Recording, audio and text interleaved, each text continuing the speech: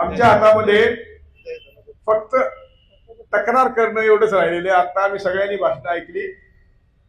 मी असं म्हणतो की आम्ही आज अशी प्रतिज्ञा घेणार आहोत की आम्ही इथून पुढे येणाऱ्या सगळ्या निवडणुकांमध्ये फक्त आणि फक्त पेपर बॅलेटवर मतदान करणार, अहिंसेच्या मार्गाने घटनेच्या चौकटीत आंदोलन करणार।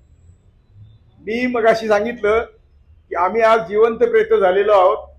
घरात बसून सडून मरायचं की रस्त्यावर बसून हक्क मिळवण्यासाठी मरायचं एवढंच आपल्याला ठरवायचं।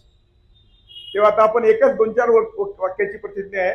आम्ही गेल्या 10 वर्षापासून या देशात नकली लोकशाही अनुभवत आहोत। संविधानाला हात न लावता त्यांनी संविधान संपूर्ण मोडीत काढलेलं आहे।